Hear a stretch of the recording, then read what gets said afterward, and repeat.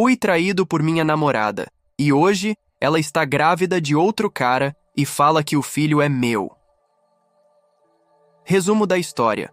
Namorei com uma menina. Ela ficou grávida e falou que não era meu. Depois disse que foi estupro de um desconhecido. Mentiu várias vezes. E agora fala que é meu. Separei a história por capítulos por ser longa. Capítulo 1. Introdução. Início do namoro e saída dela da casa dos pais. Capítulo 2. Ela encontrou 2 casas.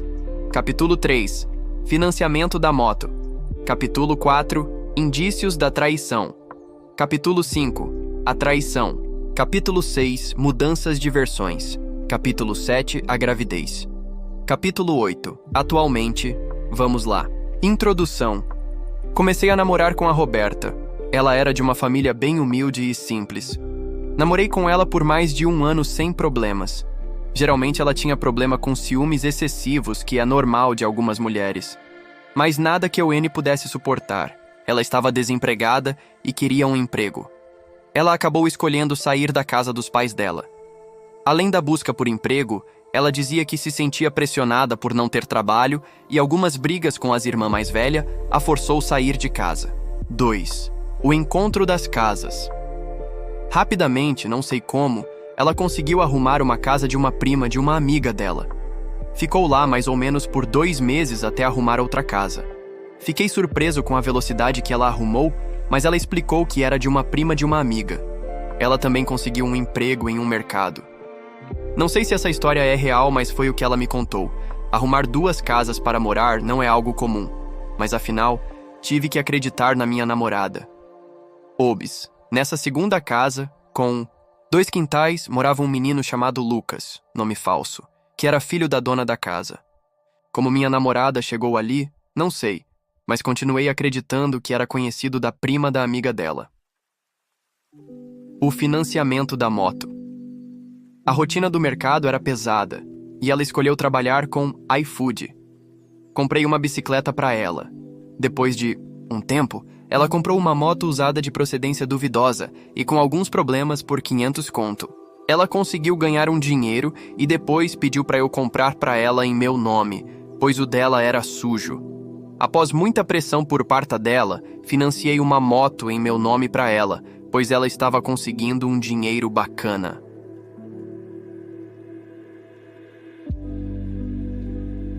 Indícios da traição. Ela dizia que estava gostando da moto e ela também estava pagando as parcelas com o dinheiro que ela conseguia nas entregas. Até que ela foi fazer uma entrega próximo à minha casa, pois nós morávamos relativamente distantes um do outro.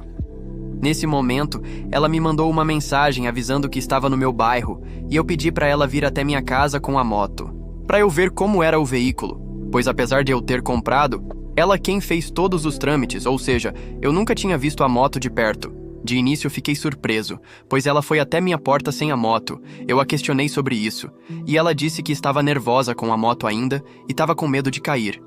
Eu achei estranho, pois como uma pessoa que trabalha com iFood e veio de um lugar tão longe, ficou com medo de ir até minha casa. Por conta disso, eu perguntei: "Onde está a moto?" Ela respondeu: "Está na praça." Da minha casa até a praça é aproximadamente 5 minutos andando. Chegando lá, a moto estava estacionada e eu prontamente pedi para andar com o veículo. E chamei para ela ir até minha casa com a moto. Ela não queria ir, mas no final ela aceitou. Nesse meio tempo, ela conversava com alguém no WhatsApp. Ela não deixava eu ver, mas eu também não forcei. Por fim, a gente conversou por um tempo e ela disse que teria que ir embora para trabalhar. E eu falei que estava tudo certo. Ela subiu na moto e estava com dificuldade para ligar e passar a marcha. Eu achei estranho, mas aceitei ainda. Mas chegou em um ponto que ela ficou 20 minutos tentando ligar e não conseguia. E ela sempre parava para usar o celular para mandar uma mensagem para alguém, eu perguntava e ele respondia que era uma amiga. Até que ela decidiu ir empurrando a moto até um local seguro e pediu para eu não ir junto com ela para ela não ficar nervosa.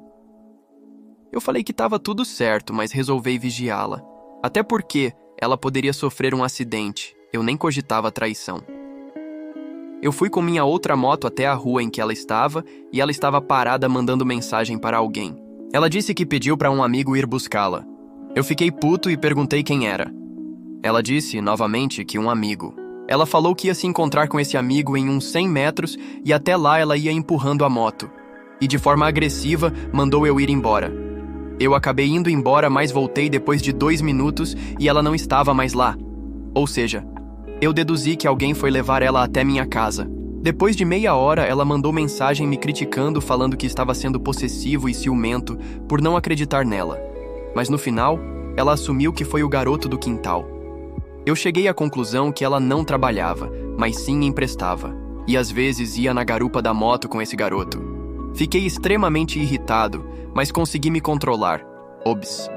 Antes disso acontecer, eu já havia visto o contato desse mesmo menino 2 vezes salvo como amor no celular dela. Ela disse que às vezes ele pedia o celular emprestado para fazer ligação e ficava trocando o nome do contado para ficar zoando. Lembrando que eles eram do mesmo quintal. Ela me falava que ele nunca entrou na casa dela. E a mais absurda foi quando eu vi uma foto no status do WhatsApp dele, com uma foto chamando ela de meu amor. Ele não sabia que eu tinha o contato dele salvo e por isso postou. Pois uma vez minha namorada ficou sem celular e precisou usar o dele.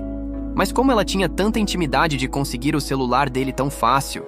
Mas enfim, ela explicou que ele estava querendo fazer ciúmes na ex dele e por isso fez isso. Achei estranho, mas deixei passar. Outra cena inusitada foi quando eu e minha namorada fomos a um casamento de um amigo de trabalho. Curtimos, comemos, bebemos. Ao final do casamento, percebi que ela mandava mensagem para alguém.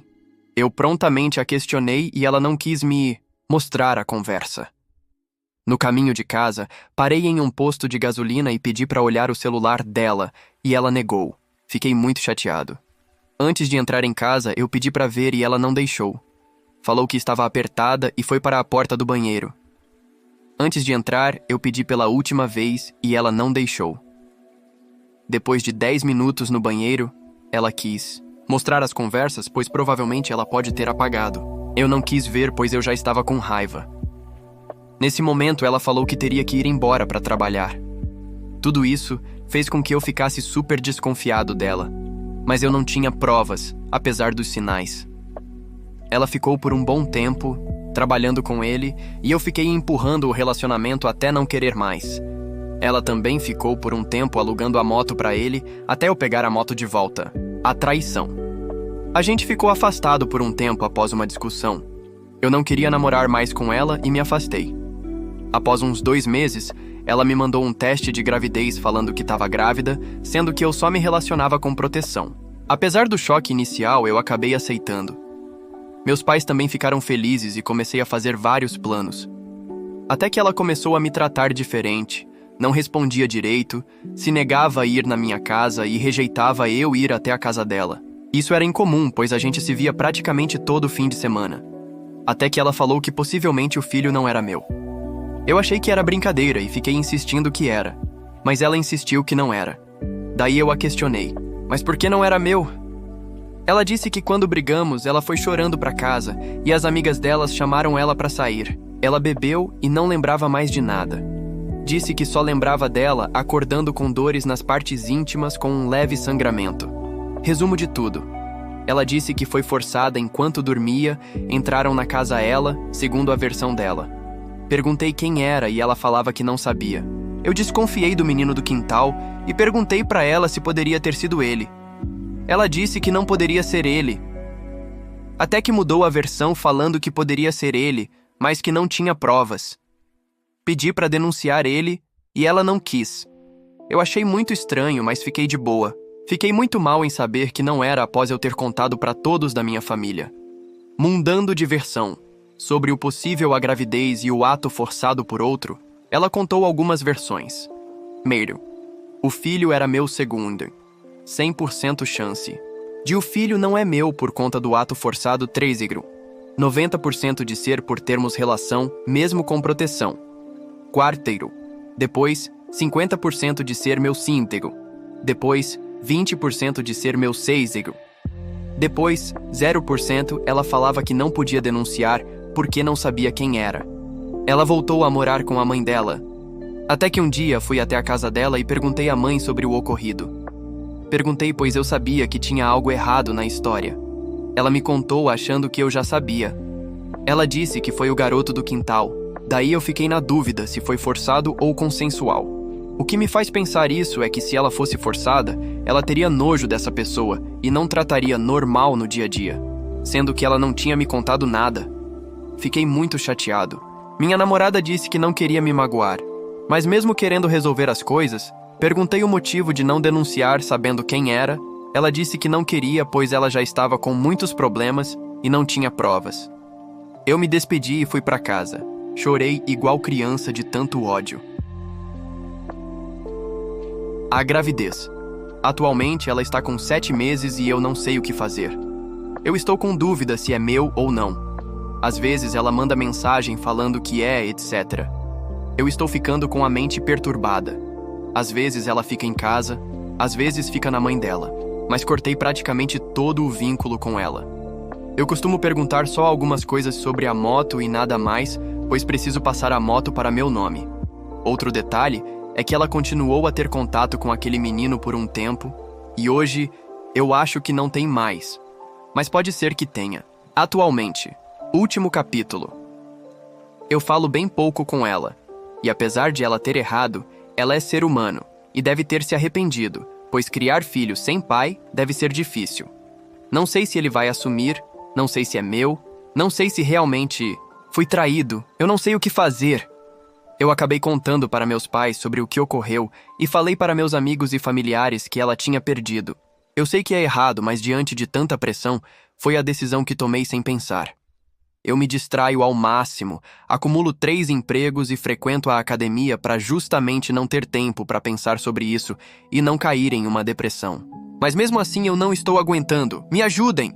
Edit, apesar de eu ser muito tranquilo e não ser estourado. Eu não sei o que fazer, pois, apesar de tantos indícios, eu não tenho provas que ela me traiu. Por isso eu nem posso tomar qualquer decisão. Não consigo acreditar que são tão cego mesmo com as provas na minha frente.